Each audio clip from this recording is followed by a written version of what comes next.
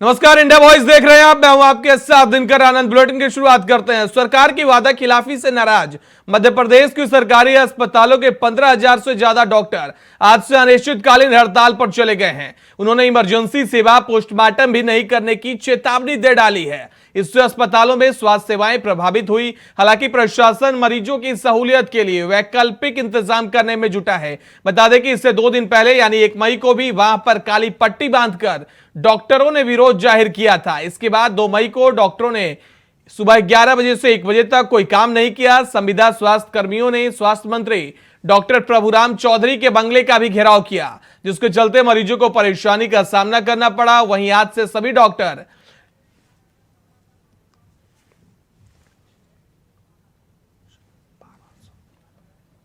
हमारे साथ संवाददाता शैलेंद्र पारासर हमारे संवाददाता भोपाल से हमारे साथ लाइव जुड़ गए हैं। शैलेंद्र, क्या कुछ जानकारी निकलकर सामने आ रही है? डॉक्टर हड़ताल पर चले गए हैं, मरीजों का क्या होगा? देखिए तो हम लगातार पूरे मध्य प्रदेश के चुनावी दौर शुरू हो रहे कुछ माह बाद में मध्य प्रदेश में चुनावी सफर हो जाएगा।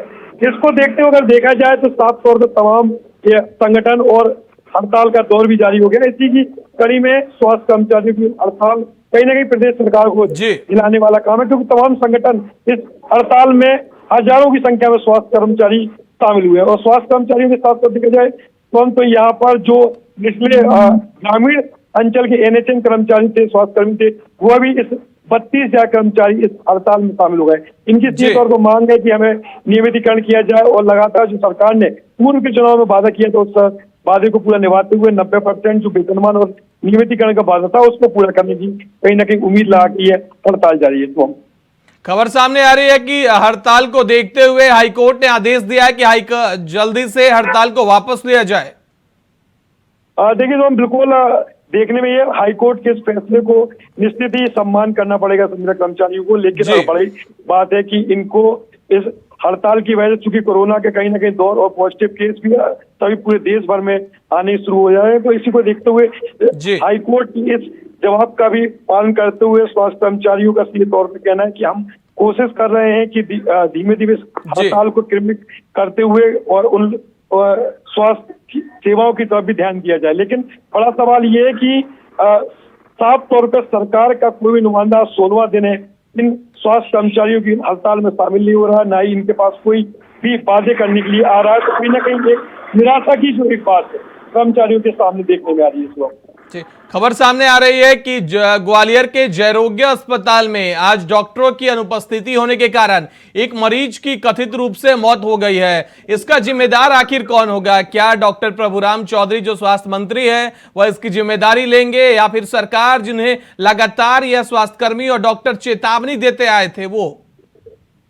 बिल्कुल, नीति तो यही कहती है सरकार जिम्मेदारी लेगी और स्वास्थ्य मंत्री प्रभुराम चौधरी को समय रहते, क्योंकि आज लंबा दौर होगा, 2 हफ्ते से अधिक बीत गए कर्मचारियों की हड़ताल को देखते हुए और लगातार ये अभी से हड़ताल नहीं हो रही है। सो बड़ी बात है कि पूर्व में भी बड़े जन सैलाब के साथ यह हड़ताल देखी गई और इस हड़ताल की चेतावनी स्वास्थ्य कर्मचारी पूर्व सरकार को दे दी थी, लेकिन इसके बावजूद अभी भी इस हड़ताल की तरफ में कोई भी गौर नहीं किया जा रहा है।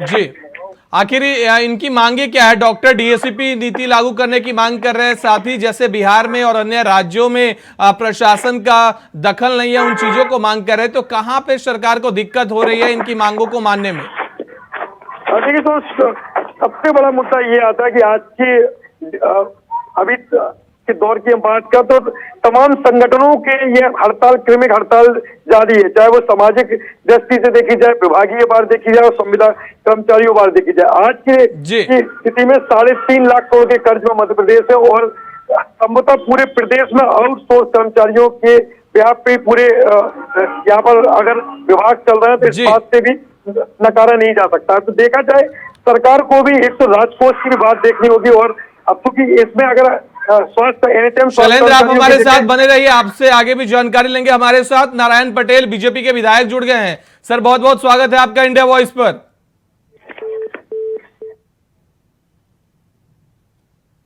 नारायण सर, आपको आवाज मिल पा रही है? सर बहुत बहुत स्वागत है आपका इंडिया वॉइस पे। सर क्या हो रहा है ये मध्य प्रदेश में? सर डॉक्टर हड़ताल पे चले गए हैं, क्या होगा मरीजों का?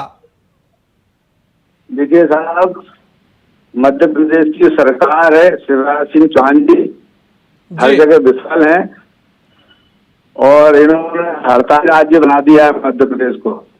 जी इनको तत्कालीन में उनकी सभी डॉक्टरों की मांगों को मान लेना चाहिए और आम आदमी का ख्याल रखना चाहिए, जी क्योंकि ना तो ये स्वास्थ्य की व्यवस्थाएं देख पा रहे हैं, ना शिक्षा की व्यवस्थाएं देख पा रहे हैं, ना रोजगार की व्यवस्थाएं देख पा रहे हैं। जी अगर तीनों व्यवस्थाओं को ये देखते तो आज ये नौबत नहीं आती, क्योंकि युवा बेरोजगार घूम रहे हैं और जो लोग रोजगार से लगे हैं उनकी जो मांगे हैं वो पूरी नहीं कर रहे हैं।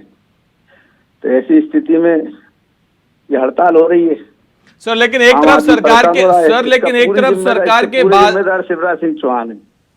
जी हम्म। सर, लेकिन एक तरफ मध्य प्रदेश के शिवराज सिंह चौहान के वादे तो अलग है सर। उनके वादे तो है कि सभी स्वास्थ्य कर्मियों को भी हम सुन रहे हैं। अभी 2 दिनों पहले स्वास्थ्य कर्मियों ने जब प्रदर्शन किया, काली पट्टी बांधी, तो उनको कहा गया, उनको आश्वासन दिया गया। लेकिन आज प्रदर्शनकारी ज्यादा उग्र हो गए। सभी डॉक्टर ने अचानक अनिश्चितकालीन हड़ताल को लेकर बैठ गए। नहीं तो उनकी जो मांगे हैं वो ये सिर्फ आश्वासन ही तो देते हैं, ये घोषणाएं करते हैं। 5 महीने बचे हैं सरकार, मतलब इसको, इनकी सरकार को, जी। तो ये घोषणाओं पर घोषणाएं किए जा रहे हैं, आश्वासन देते चले जा रहे हैं। लोगों का भरोसा उड़ गया है ना इनके ऊपर से। आज की डेट में भरोसा नहीं बचा है इनके ऊपर। लेकिन सर, इस स्थिति में अगर डॉक्टर सर हड़ताल पर चले जाएंगे तो मरीजों का क्या होगा? सर, खबर आई है कि ग्वालियर के जयरोग्य अस्पताल में एक मरीज की कथित रूप से मौत हो गई है। तो सर, क्या स्वास्थ्य कर्मियों को ऐसे अचानक से छोड़ देना, सर, ये क्या सही है? देखिए, इसमें मैं डॉक्टरों से निवेदन करूंगा जी कि आपको एक आंशिक रूप से अपनी हड़ताल करना चाहिए, ताकि आम जनता का भी ख्याल रखा जाए, क्योंकि बीमारी कहकर नहीं आती है, बीमारी जी। अचानक आती है और गंभीर बीमारी से जो लोग ग्रसित हैं उनका ध्यान रखना आपका परम कर्तव्य बनता है। जी इसलिए आप आंशिक रूप से हड़ताल करिए, लेकिन इसमें मैं माननीय शिवराज सिंह चौहान जी को भी जिम्मेदार ठहराना चाहता हूं, क्योंकि उनको जो पता है, जब आपने अभी एक बैठक की है जी आपने स्वास्थ्य मंत्री के साथ, और आप खुद बैठे और उनके संघ को बुला के आपने बैठक की, तो उनकी जो मांग थी 4 स्केल वाली वो मान लेते। आप क्या दिक्कत थी? मान लीजिए ना, आप क्या दिक्कत है उसमें? सर, हाईकोर्ट का भी आदेश आ गया। सर, हाईकोर्ट ने मामले को लेकर कहा कि तत्काल प्रभाव से सब अपने हड़ताल को बंद करें और अपने काम पे वापस लौट जाए। सर, हाईकोर्ट ने भी तो सर कह दिया कि आप वापस चले जाए मांगों को। कहाँ हाईकोर्ट सुनने को कह रहा? सर, नहीं, हाईकोर्ट ने कहा है, लेकिन ये तो हम लोग भी निवेदन कर रहे हैं कि आम जनता का सवाल है और जनता की सुरक्षा की दृष्टि से डॉक्टरों को तत्काल हड़ताल वापस लेके आ जाना चाहिए और आंशिक रूप से अपनी हड़ताल रखना चाहिए, काली पट्टी बांध के रखना चाहिए, अपना विरोध जताना चाहिए। इसमें माननीय मुख्यमंत्री महोदय आज जो वर्तमान में है, कल वो पूर्व हो जाएंगे, उनसे भी निवेदन करना चाहते हैं कि आप उनकी जो मांगे हैं वो जायज मांगे, उनको मान लेना चाहिए। कमलनाथ की जब सरकार बनेगी तो उनकी मांगे मानी जाएगी। सर, स्वास्थ्य मंत्री डॉक्टर प्रभुराम चौधरी सर आपके पुराने सहयोगी रहे हैं। सर, उनको क्या नसीहत देना चाहेंगे राज्य में जिस तरीके से सर स्वास्थ्य व्यवस्था चरमरा गई है? देखिए साहब, वो संभालने की स्थिति में नहीं है। संभालने की स्थिति में तो वो पहले भी नहीं थे। अगर पहले होते तो वो बिकाऊलाल नहीं होते। और उन्होंने जो कृत्य किया है उसके लिए जनता उनको कभी माफ नहीं करेगी। और अब वो जो कर रहे हैं, लेन देन करके ट्रांसफरों का उनका कारोबार जो चल रहा है, वो भी बहुत निंदनीय है, आम जनता के हित में नहीं है। उनको तत्काल प्रभाव से माननीय मुख्यमंत्री जी की सलाह से डॉक्टरों की मांगे मान लेनी चाहिए। जी, बहुत बहुत धन्यवाद विष्णु विश्वकर्मा सर हमारे साथ जुड़ने के लिए। तो लगातार जहां डॉक्टर हड़ताल पे हैं, वहीं इस बीच अब हाईकोर्ट का आदेश भी आ गया है। हाईकोर्ट ने कहा है कि तत्काल प्रभाव से आप अपने काम पे वापस लौट जाए। हमारे साथ हमारे संवाददाता शैलेंद्र लगातार हमारे साथ बने हुए हैं। शैलेंद्र, आपने देखा कि किस तरीके से कांग्रेस के नेता ने हमसे बातचीत की और उन्होंने कहा कि स्वास्थ्य मंत्री बिल्कुल काम पे ध्यान नहीं दे रहे हैं, उनको पहले सोचना चाहिए था कि अगर हड़ताल कर्मी अचानक से हड़ताल पे आ जाएंगे तो राज्य का क्या हाल होगा। बिल्कुल इस बात को झुठलाया नहीं जा सकता, क्योंकि लगातार जिस तरह से सीएम शिवराज सिंह चौहान घोषणाओं पर घोषणा करते हैं, विपक्ष इसको आड़े हाथे लेते हुए घोषणा पीर के नाम से ही मध्य प्रदेश के सीएम को जानती है। और लगातार तीसरी बार सरकार के बाद जब इस बार की जो सरकार बनी है वो मिलीजुली सरकार हुए, 32 विधायक कांग्रेस के बीजेपी में शामिल हुए, उन शामिल होने के बाद बहुमत के बाद सरकार बना पाई है। तो बड़ी विफलता का ये दौर है। और देखा जाए तो इस बार भी साधना बड़ा ही एक टारगेट होगा, क्योंकि स्वास्थ्य कर्मचारियों के अभी तकरीबन 107 संगठन है जो लगातार पूरे मध्य प्रदेश में हड़ताल का दौर जारी कर रहे हैं और इसके साथ साथ तमाम जो विभाग हैं उन विभागों में भी हड़ताल जारी है। यहाँ जातिगत हड़तालें भी जारी है और कुछ ही महीने बाद यहाँ सरकार के चुनाव की घोषणा हो जाएगी और सरकार को इन तमाम लोगों को साधना भी जरूरी है। लेकिन सबसे बड़ा सवाल यही आता है कि आज मरीजों की तादाद बढ़ेगी और स्वास्थ्य कर्मचारियों की बात यह जिस तरह से प्रदेश में। बहुत बहुत धन्यवाद शैलेंद्र हमारे साथ जुड़ने के लिए, खबर पे ज्यादा जानकारी देने के लिए।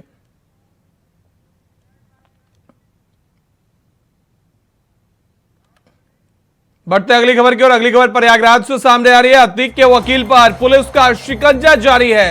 वकील सौलत हनीफ के घर से हथियार बरामद हुए। बड़ी खबर इस वक्त की आपके साथ साझा कर रहे हैं। वकील सौलत हनीफ के घर से मोबाइल फोन भी बरामद किया गया है। मोबाइल फोन से अहम सुराग मिलने के आसार दिखाई पड़ रहे हैं।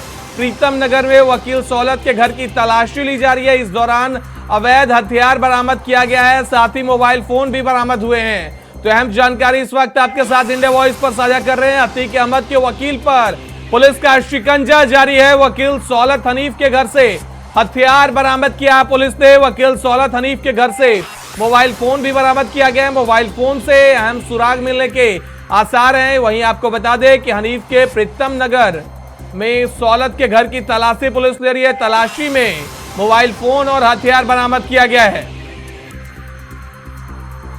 तो अहम जानकारी आपके साथ साझा कर रहे हैं। माफिया अतीक अहमद के वकील सौलत हनीफ के घर से हथियार बरामद किया गया है।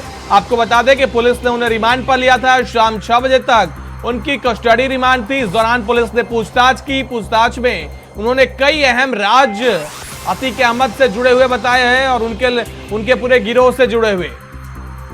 उनके निशानदेही पर पुलिस ने मोबाइल फोन और हथियार बरामद किया है। प्रीतम नगर के घर से पुलिस ने मोबाइल फोन और हथियार बरामद किया है।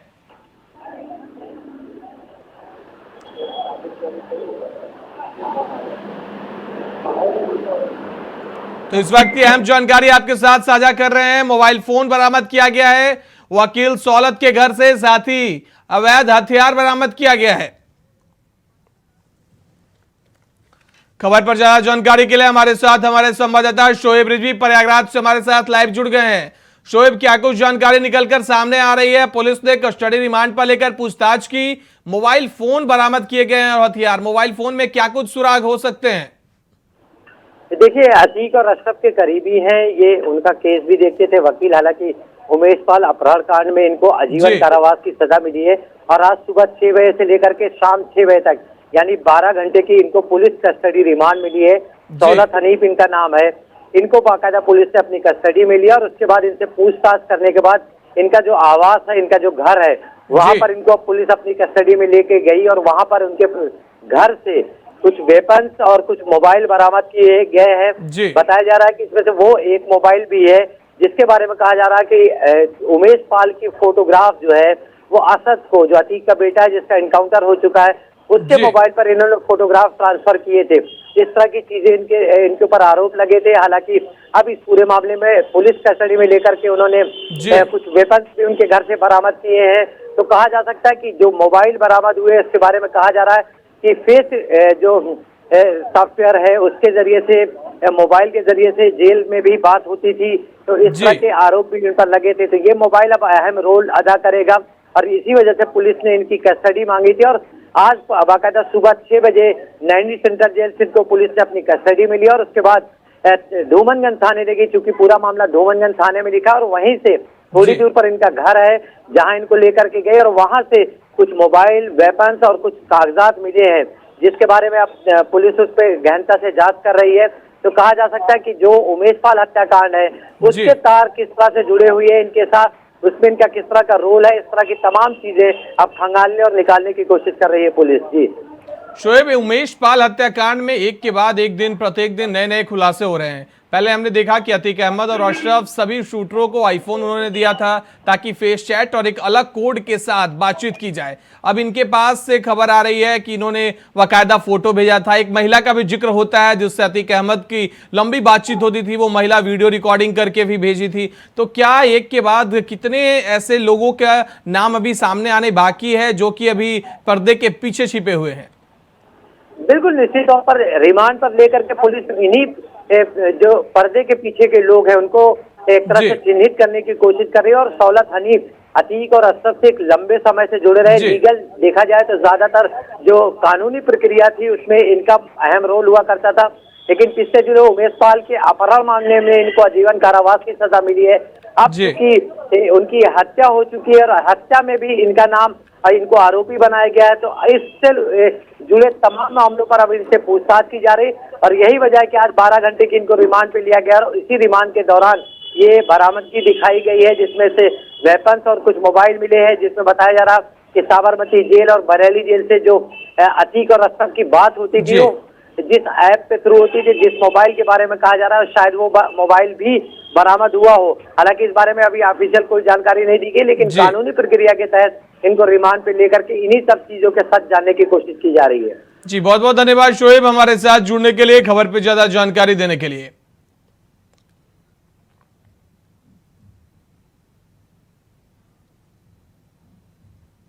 देश की राजधानी दिल्ली के पौष इलाके के रेड लाइट पर कार सवार शख्स ने बाइक पर सवार दो भाइयों को टक्कर मार दी। जहां टक्कर लगने के बाद एक लड़का दूर उछलकर गिरा तो वहीं दूसरा लड़का कार की छत पर जा गिरा, जिसके बाद कार सवार लड़के कार रोकने की बजाय कार दौड़ाते दिखे।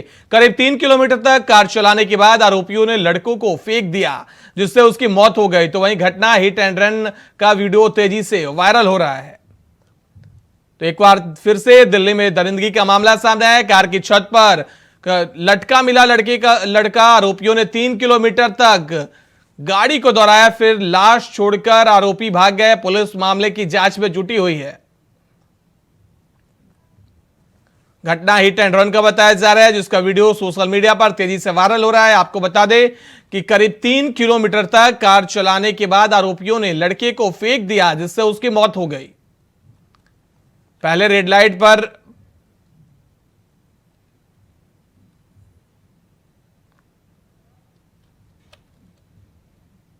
अगली खबर नोएडा से सामने आ रही है, जहां कमीशन की भेंट चढ़ गई है एक और सड़क। 2 महीने पहले बनी सड़क 2 फीट नीचे धंस गई। पाइपलाइन डालकर उसके ऊपर सड़क बनाई गई थी। घटिया सामग्री से सड़क का निर्माण कराया गया था। नोएडा प्राधिकरण का सिविल विभाग मोटा कमीशन लेता है।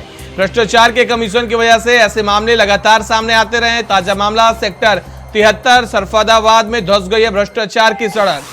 तो नोएडा में एक और सड़क कमीशन की भेंट चढ़ गया है। 2 महीने पहले सड़क का निर्माण कराया गया था। आपको बता दें कि बारिश के बाद सड़क 2 फीट नीचे धंस गई है।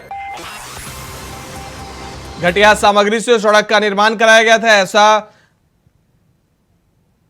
आप तस्वीरों में देख सकते हैं कि सड़क 2 फीट नीचे धंस गई है। बारिश होने के बाद 2 महीने पहले ही सड़क का निर्माण कराया गया था।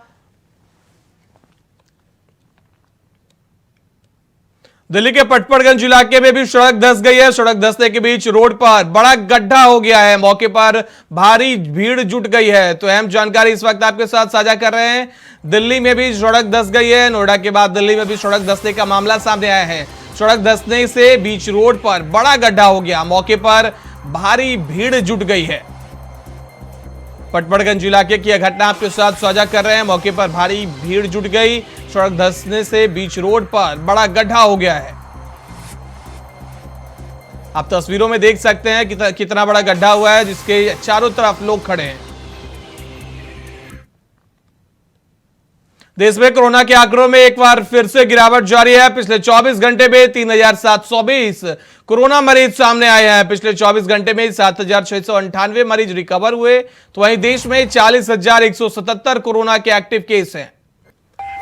देश में कोरोना के मामलों में गिरावट दर्ज की गई है। पिछले 24 घंटे में 3720 कोरोना के नए मामले सामने आए हैं। पिछले 24 घंटों में 3720 कोरोना मरीज सामने आए हैं। पिछले 24 घंटों में अयोध्या में क्रेशर पर रखे गन्ने के ढेर में आग लग गई है। गन्ने की खोई में भीषण आग लग गई। दमकल कर्मियों ने आग पर काबू पाया। तारून क्षेत्र के नसरतपुर मजरे गांव का यह पूरा मामला बताया जा रहा है। आप तस्वीरों में देख सकते हैं किस तरीके से आग को बुझाने की कोशिश में लोग जुटे हुए हैं। दमकल विभाग के कर्मी जुटे हुए हैं। गन्ने की खोई में भीषण आग लग गई थी। सूचना मिलने पर दमकल कर्मियों ने मौके पर पहुंचकर आग पर काबू पाया। तो अयोध्या की एक खबर आपको बता रहे हैं। आप तस्वीरों में देख सकते हैं।